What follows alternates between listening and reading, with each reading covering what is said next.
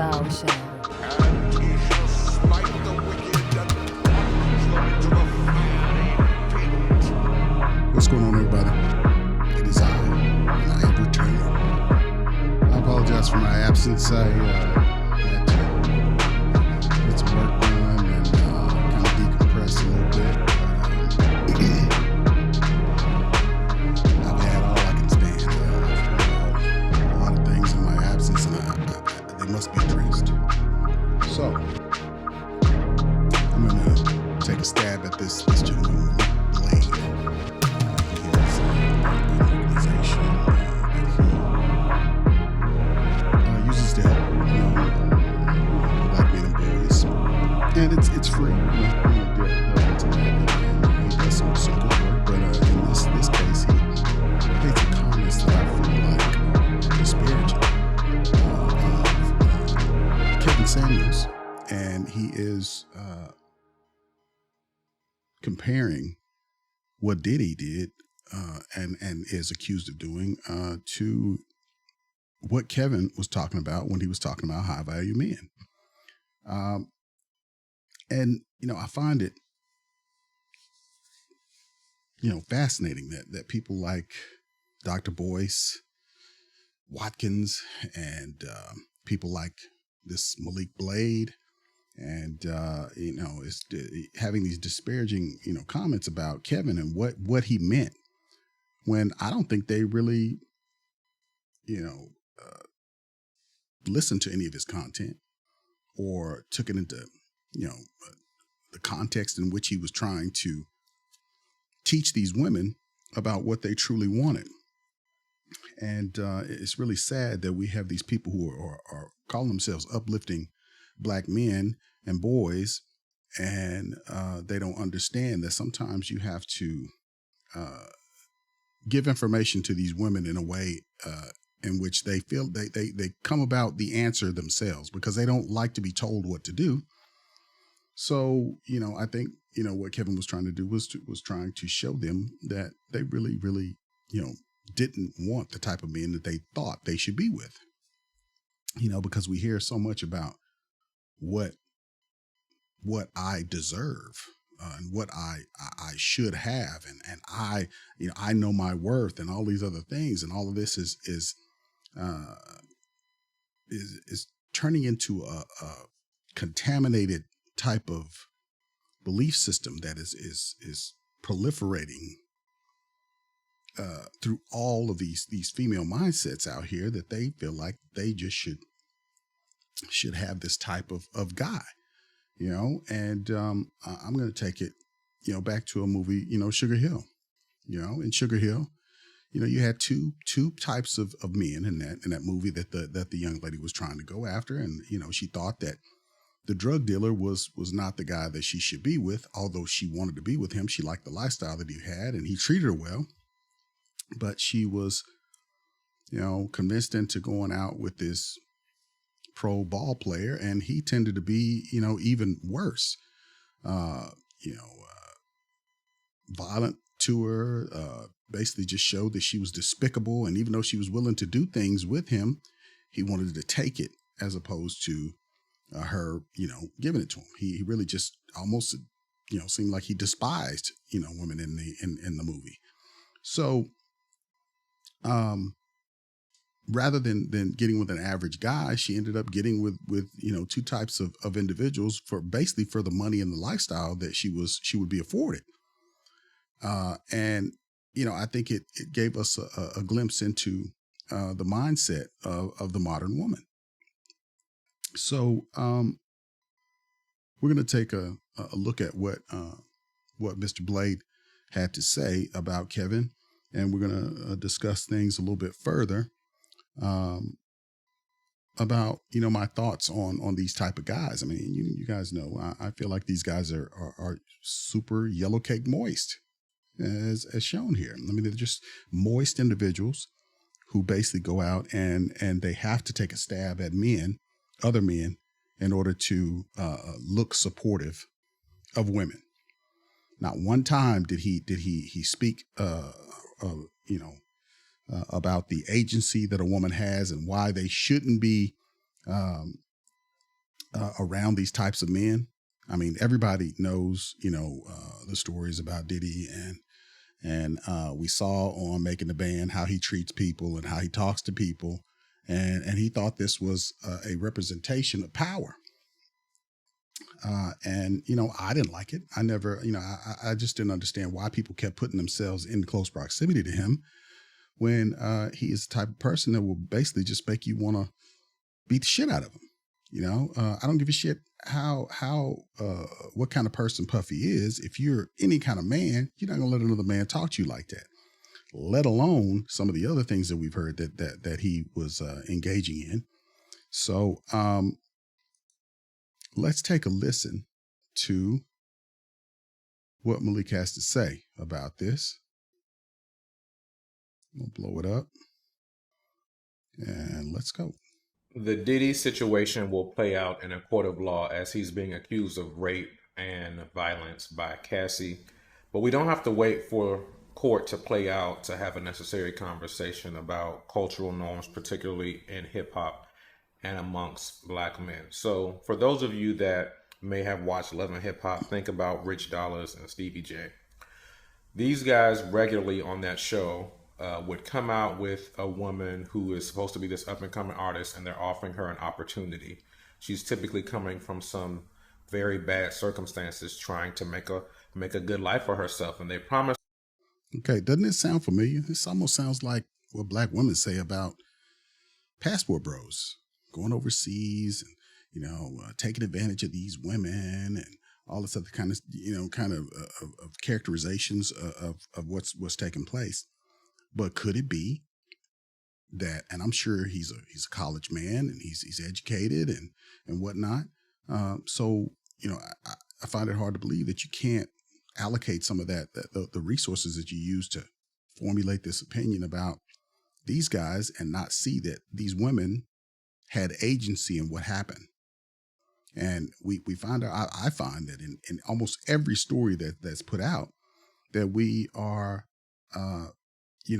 absolving these women of any kind of decision-making capability.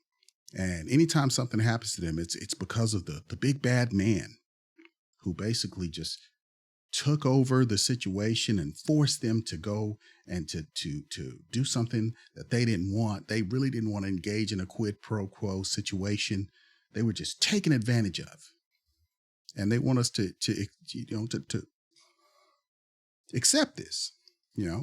No man is absolved of his ability to make a decision, not in court, not in his day-to-day life. He's always held accountable for his actions and what he does. But no woman is ever held accountable for any situation that she puts herself in, and they readily take advantage of a man's power only when it suits them. Any other time, they're just equal to men in every regard. So, all of this stuff about Stevie J and all these other guys, look, you don't have to be in that situation. It would be like if somebody said, hey, Rodney, if you, give me those cheeks, I'll get you through medical school and you won't have to pay a dime. Not alone, not even, you don't even have to worry about passing a test or anything. You just make sure you familiarize yourself with all of the information and it's yours. You just give me that ass whenever I want it. You know what I would say to that? One, I would become pretty irate. And two, I would know that if that's the only way that I'm going to be a doctor, it's not for me. But that's not what happens with these other women. I mean, they it's like I had to do this in order for me to have this acting job. And I did it. And then, after I got all of my awards, everything, then I got my money. Then 30 years later, I'm going to come back and I'm going to say, hey, he took advantage of me. I was on the casting couch and whatnot. And I had no choice. And I say negative to that. That is not the case. You had a choice. You could have walked out and you could have went and you could have reported this man for trying to offer you something, and not that wasn't a part of anybody else's career advancement path. That's how that's supposed to take place. But that's not what we're doing. What we're doing is we're saying, okay, this can take place. And then when you finally, get the guts to come and tell somebody about it, then we'll prosecute right then. I don't care if it's 50 years ago. We'll do it. And this has to stop. This has to stop. I don't care if it's a man, a woman, whoever. If something happens like that, I mean, I understand people being overwhelmed and in their feelings about these types of things happening, but then you have to basically teach these people that when that happens, then that needs to be reported, and we have to have some system of being able to ascertain what is fact and what is fiction. We have to have a standard of proof with regard to these things. Now, I'm not saying that Diddy didn't do anything and all this other type of stuff, but I'm saying that basically, if everybody knew in the industry, all the way back to the '90s, that he was a piece of shit, then why would people still go and continuously go get with this guy and do business with this guy for him to rob them of their publishing and all of this and everything that the man did, and then you have all of these people who are standing by watching him in these parties, essaying people and doing all kind of stuff, people taking recordings of him engaged in activity and whatnot, and all of that stuff is out now, and even with the Cassidy situation, okay, she didn't, I mean, supposedly she tried several times to get out of the situation, and the other girlfriend also tried several times, and he, did all this violence to him and all this stuff. And you have all these people standing by that's saying that, yeah, that's what happened. Well, why didn't y'all, that's what happened when it was going on? Because they were being paid,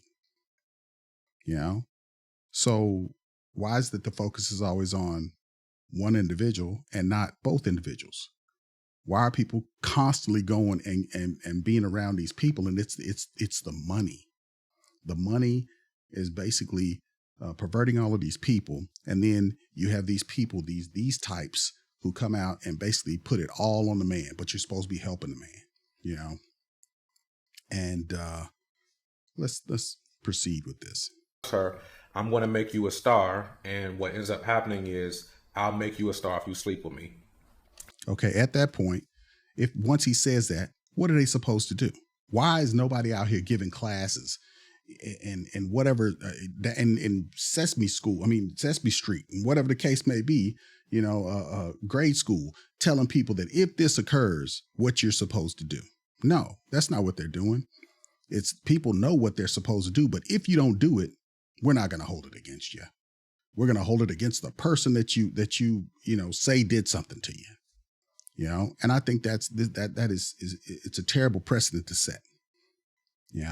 And like this individual, he doesn't have any issue with the women. The only issue is the person who puts the offer out there. Now, even when I was, even in the military, I mean, we had,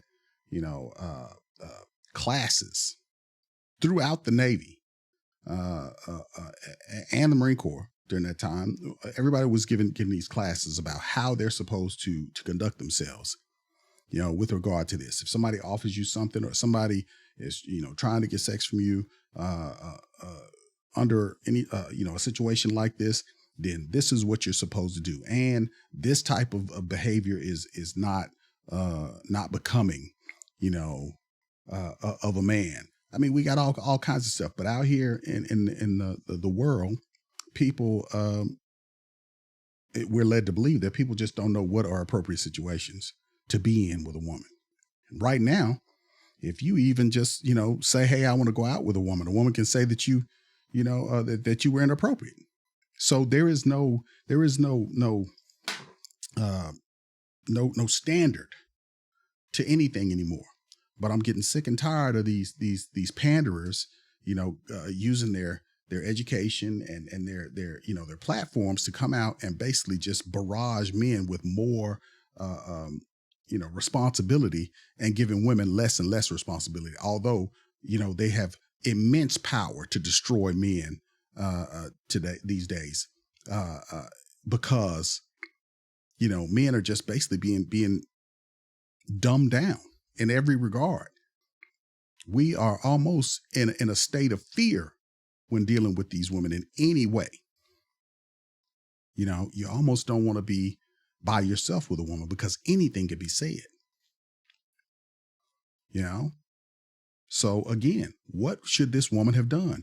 If he said, all right, if you're going to, and then we know this has taken place since forever, but your mama is supposed to tell you, your father's supposed to tell you that if this man gets out of line with you and says he's only going to do this for you if you give him sex, you're supposed to bring your ass home.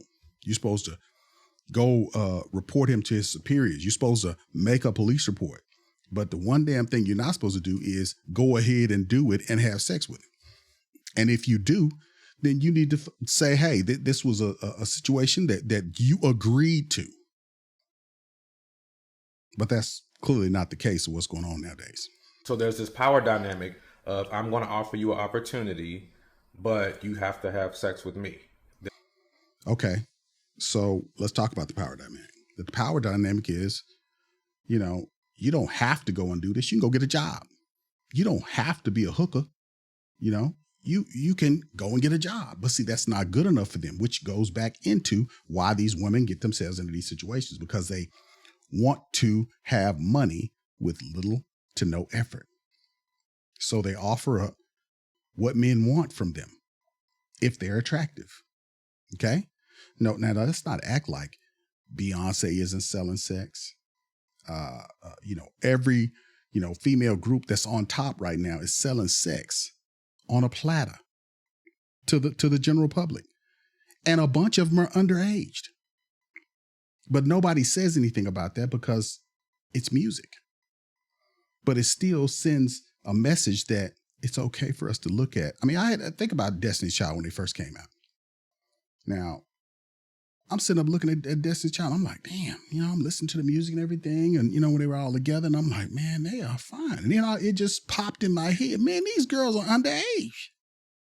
I can't. And I just stopped. I just stopped watching them. Stopped watching the videos, the whole 9 yards. Okay. But if you can be mesmerized by this music to the point to where you start accepting things that aren't acceptable. So that's the industry itself that plays on us. Not to mention, these women are willing to do anything to be a star. And that needs to be condemned. That needs to stop.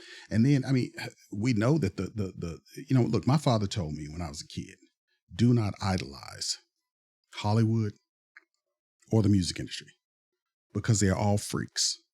And I didn't know what he was talking about until I got older. And it's really hit me now. What we think we know about these people, what the PR version of them and who they really are as people are night and day. And it's fascinating to me that people think that these people are upstanding people when they engage in despicable acts in order to feed our desire for music and entertainment. And it's lost on this man here who's in the psychological community. He only sees fault in men, and sex, men and sex. And that's another thing in the Black community. It's like we are like children when it comes down to sex, because we're told that it's evil and that it's bad and that we shouldn't engage in it in church, in our regular lives. When I came up, it was all, the worst thing you could do is get a woman pregnant. And then we wonder why, abortion numbers are through the roof. It's because they fed us this line that the worst thing that could happen to you was to get a girl pregnant, And then once you're grown enough and educated enough to realize that, hey, I'm destroying my legacy. And then people start becoming anti-abortion about it. And then you see how many, abortions were had for the sake of these people living their lives. And it's despicable. But let's address the rest of this. There's that. That's the exchange that's going on. I remember Young Thug went on the Breakfast Club and he talked about how one of his baby mamas, he pays all of her bills, but she's not allowed to sleep with anyone else. She only can sleep with him. He can. What's wrong with that? What's wrong with that? That's generally what men do when they engage with a woman and they have children with a woman. Then, she's exclusive. Now, I don't think we'll ever, as long as we're human, stop men from engaging in cheating and whatnot. If they have resources, it's just like, just like Kevin said, they have options, and when you're dealing with a man that has options, then that's something you got to deal with. And if you don't want to deal with that, then you might want to be with an average man, which is what Kevin said. So this was beyond this super educated individual right here. So he didn't get that what he was doing was telling them in so many words that you really don't want to be with that type of man. You should probably be with an average guy that you can build something with and you can have a comfortable life, a realistic life. But nobody wants a realistic life now. Everybody wants to be rich. Everybody wants the big house. Everybody thinks that they're nothing unless they have the big house, the expensive cars, all of the stuff that they show us on these videos and in these reality TV shows. And that is the true problem and the true villain of this story. It is that we have to destroy that desire within us and be realistic. Everybody's not going to be a pro player. Everybody's not going to have a big ball of money. Everybody's not going to be Beyonce, And I find that a lot of women want all of the stuff without the work to get the stuff, And then, you have the other aspect of it where they go out and they spend all of their time getting education that's not going to pay what they want in order for them to have this type of lifestyle. They don't know what anything costs. That's another thing that Kevin showed. They don't know what a real life is. And they despise the life that they lived growing up, the life provided by their father and their mother. They even despise their mothers because they feel like their mothers settled.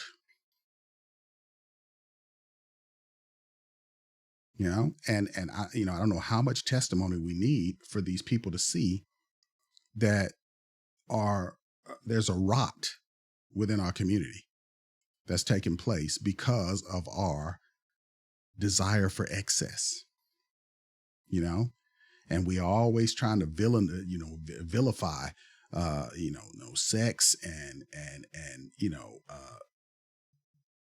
like it's just the worst thing that you could possibly do. That's why we have such terrible sex lives. That's why you have so many people out here who are in sexless marriages, and they end up cheating on their significant other because maybe the significant other sees sex in a terrible light or doesn't like to have it. So then they end up going to a person who does. But see, they try to simplify these problems, but these problems are rarely simple. Now let's listen to more of this. Sleep with other people, but because he pays the bills, she has to only sleep with him. Kodak Black went on the Breakfast Club and admitted that there was a female artist that he was working with, and in exchange for helping her with her music, because it wasn't that good, he wanted her to sleep with him, and he left. Did she have to sleep with him? That's the question. That's the most important question. Did she have to do that? Was she forced to do that? She was given a choice. And the obvious answer is no, I'm not going to do that. I'll go to the next person. I'll do my music myself. I'll do all my publishing. I'll do whatever I have to do to make it because I believe in myself. See, you don't hear that. You just hear about them going and saying and taking the easy route and going ahead and having sex with them. But the man is vilified. Men are going to try to get sex from women. That's what we're supposed to do. That's how we procreate. That's how we perpetuate the species. And we'll never get away from that. We have urges that were put into us to make sure that we perpetuate the species. And that's something that we have to try to control, but we have never been able to control. Never. Genghis Khan couldn't control his. He populated, hell, you can find his genes in damn near everybody in Asia. But we're supposed to act like we don't have these urges. We're supposed to act like we're above being our animalistic urges. We're not animals. We can think. See, and I think that is part of the problem. We always think we're better than what we are. We always think that our ability to control our actions are uh, are greater than our actual ability to be able to do so, you know? And how much of that should we control? And how much of that should we, how much of the power that we've given women uh, is going to prevent the perpetuation of the species? How much of it is going to create a backlash? You know, how much of it is making men like this individual who basically see nothing wrong with the other side of what's going on? The only person who has power over to do anything is the man, you know? And I take issue with that, you know. Her know that these are things that happen out in broad daylight in public, and that's why I'm addressing it, because it's a cultural norm for us to see this and just kind of turn a blind eye. So when it comes to the Diddy thing, Okay, let me say this. You know, he's acting like this is because of these people. These people all out in this music situation in this entertainment industry. Like this is the norm. This is a small subsection of people, and he's acting like we all act like that. I take issue with that. You know, show me the data that supports, you know, this belief system that we're all out here acting like Diddy's and all of that. We only see this in certain types of men. I go back to when all the dope boys were out here. How is it that, you know, all of the women who were good women, who were sought after, who were beautiful women, they all were with the dope dealers, and all the dope boys was going picking them up from school, and you know it's a joke now, you know, but that's who they chose, and guess what? All the mothers were good with it because it was money. Everybody looks the other way when money's involved. So I don't care what kind of morality that you're pushing here, but when you put money in there, it's going to go straight out the window. It always has, you know. So that's the flaw in this thought process. You know, when you put money involved, all of this is going to go out the window. The women are going to go where the money is. The women, I don't care what they got to do. You know, it's just like when Michael Jackson was riding down the street in his limo, and the woman went and started pressing her titties up against the window, and Mike was on there, look at the titties, laughing. And he had his lawyers in there, had everybody, he's signing autographs through the crack of the window and whatnot. And some woman just comes up and throws her titties. Okay, was Mike responsible for the woman coming and throwing her titties on the window? Because under this type of mindset, he is. So let's move on. it's not very shocking because we know that that's what goes on in that industry and in day-to-day life.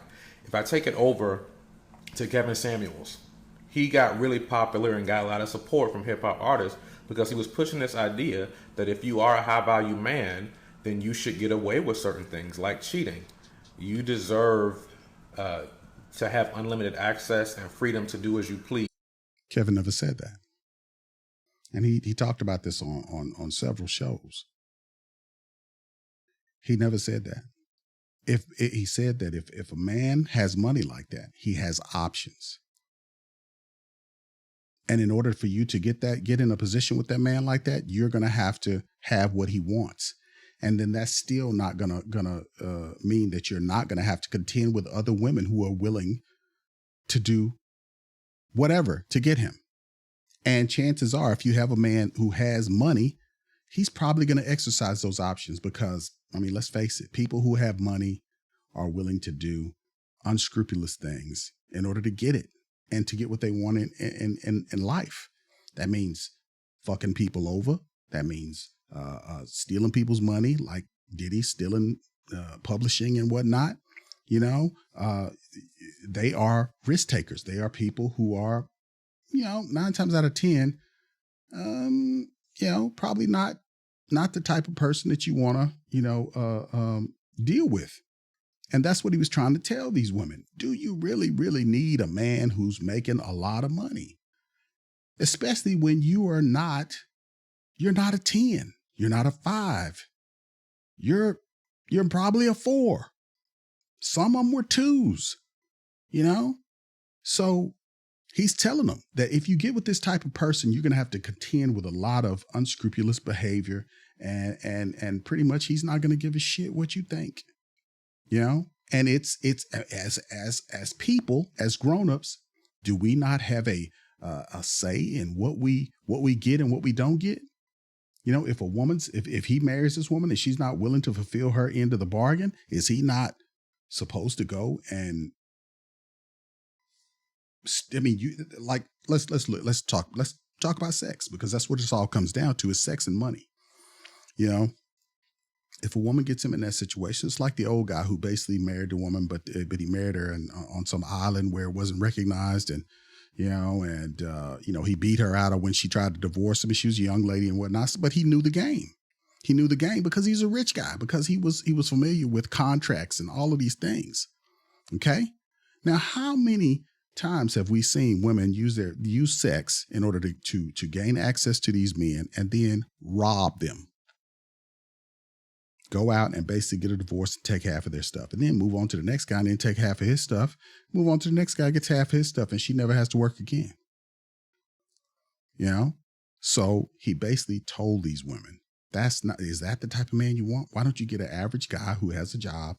You know, if you're going to work anyway, then, y'all build together, you get a house, you get your stuff, and you live a decent life.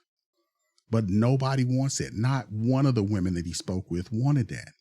But somehow the man is the villain. And this man who has passed, who basically gave his last few years of life to try to make a mark and help black men and help women, he's going to vilify. And I think that's a shitty thing to do, really. And then by stepping on Kevin like this, he's also basically taking a stab at the manosphere, I feel. Underhanded stab at the manosphere about, us basically trying to tell men about, the things that basically men used to tell their sons and nephews and grandkids and grandsons and whatnot about how to conduct themselves as men. If you're going to do it, you need to do it right, because every woman that you deal with is not going to be an upstanding woman. There are finessers out here, hookers, and all types of women who are ready to take advantage of you at the drop of a hat. And I feel like if you don't address this in a wholesome way, that you are doing men a disadvantage. So let me let him finish up here. Simply based off of being high value, not having anything to do with high character. Okay, so here we go with this high value and high character. Shit. Listen, high value, like, this is how I know he didn't watch Kevin's content. High value is your standing amongst your peers, your fellow men. It has nothing to do with how much money you have or any of that, but this guy, who comes out hating Kevin Samules. And I think, there's a type of man that's a Kevin Samules hater. And he's usually a man who is probably less desired than your usual guy. He's probably, geeked up, he probably wasn't chosen back in the day. And now, what little bit of female interaction he's gotten by being soft, being their friend, being the go-to guy for whenever they want, some advice or, free attention, and, oh, that's sweet kind of guy, but they never really take that guy serious. The guy that they're out here screwing is a guy that he's pretty much talking about and saying that they are the ones who are the villains out here. But yeah, he doesn't get the fact that they're going to do that anyway, because no matter how much you pander to them, they don't want you. Nobody's going after a guy who speaks like you, or who has a business, of going around, disparaging other men. That's just yellow cake, hoe ass activity for men, and your peers do not look fondly upon you or for doing that, you know? And really, I think that, you know, men like this should just keep Kevin Samuels' name out his mouth. And then on top of that, you know, Kevin didn't have shit to do with Diddy or any activity like Diddy's. You know, these women hated him, even though he gave them rock solid advice. He gave them the best advice that a man could give them. He gave it to them just like he was their daddy. So, you know, I really find this to be despicable ass behavior, you know, and this really, really pissed me off and brought me out of the ether. So let him give you a little bit more of his thoughts. So when you mix these two things, you kind of get this result of a level of abuse. And I think it progresses over. So now we're abusers. As you can see, I mean, we are the abusers. This generalized abuser type talk from the man with the fat jowls. And, you know, you know, look, I'm trying to be nice. I really am, you know, because he does good work for black men and boys and offering services that are much needed. But at the same time, to bring Kevin in with these type of despicable types of people, I think is unwarranted. Time. So let's talk about this idea of hedonism.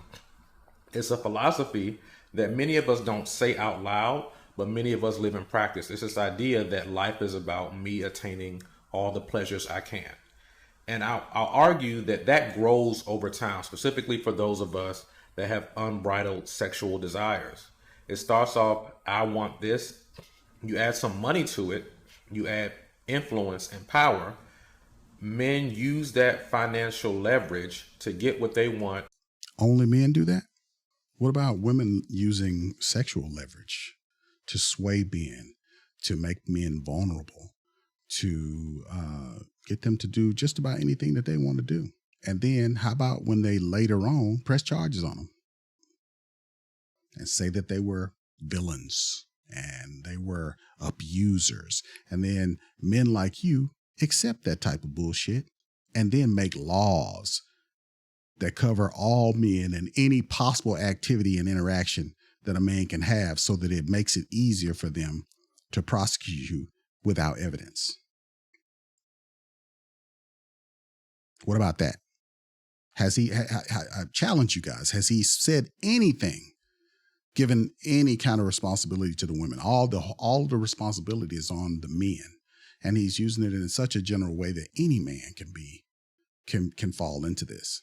You know, how much money are we talking about? How much influence are we talking about? We talking about 100,000. We talking about, you know, 75,000, 90,000.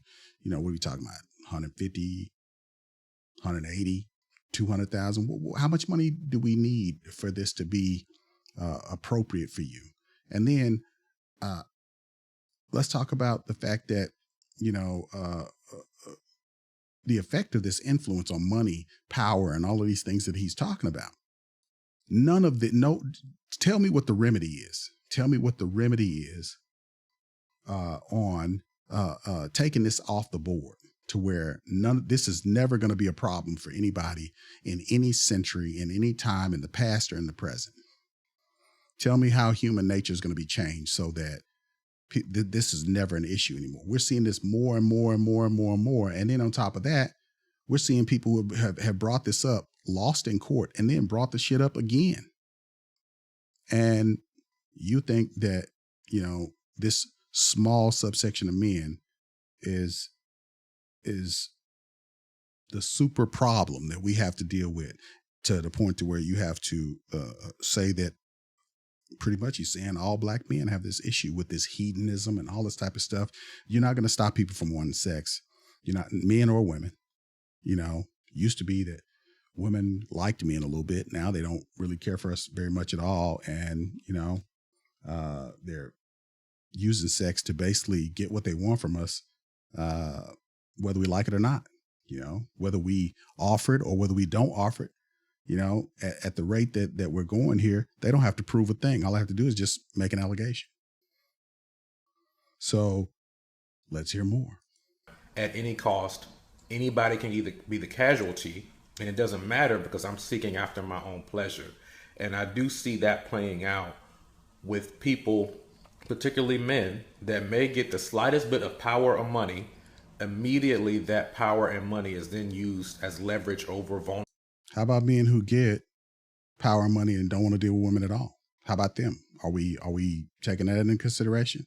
Because right now they're saying that if you have money or you have a company and you don't want to be alone with a woman, you don't want to, you really don't even want to hire them because it's too much trouble, then guess what? You're forced to doing it. And you still have to deal with these type of situations. You still have to deal with these type of situations. You know? I think this is a foolish argument. I think he needs to work on his critical thinking skills, and I think he needs to learn a little bit more about women and human behavior, because I think he missed something along the way before this video. Vulnerable women for sex. And that is where this starts, and it metastasizes to something way worse. Okay, so that was his comments, and I'm going to show you this is his website here, the Whole Brother Mission. And he has, pretty much a team of people that works with him. Let's go to the homepage here. Okay. He's also an author, and there's his book there. He's got 3 core areas: the head, the heart, and the hands: mental health, emotional maturity, and professional advancement, and how his people help with life coaching and things like that. So he has a little explanation, and he's also the CEO of this organization. So I'm gonna let you listen to that. Give him some time here. First things first, rest in peace, Uncle Phil. For real, you the only father that I ever knew. One of the most memorable moments from The Fresh Prince of Bel-Air was when Will broke down in Uncle Phil's arms after his father reappeared, made promises, broke them, and then disappeared again. Will asked the famous question, How come he don't want me, man?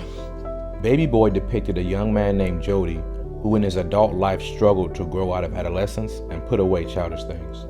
Then there's the classic Boys in the Hood, which contrasts the life of Trey, who has a father present, with his friends Ricky and Doughboy who don't. Their stories end very differently.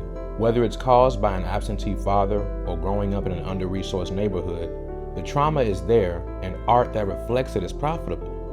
But what is being done to help those boys and men pick up the pieces? Who is there to support those that are living this reality currently? The Whole Brother Mission seeks to equip men to be whole in every area of life. Wholeness isn't perfection, but it is optimum health. We believe we can get there by focusing on our 3 core areas: the head, the heart, and the hands. The head is mental health. We have to get our minds right. To that end, we offer access to licensed professional counselors and therapists to our members, free of charge. The heart is emotional maturity. It's very hard to deal with the emotions of another if I haven't taken the time to process through my own. We also offer access to life coaches and mentors to our members, free of charge.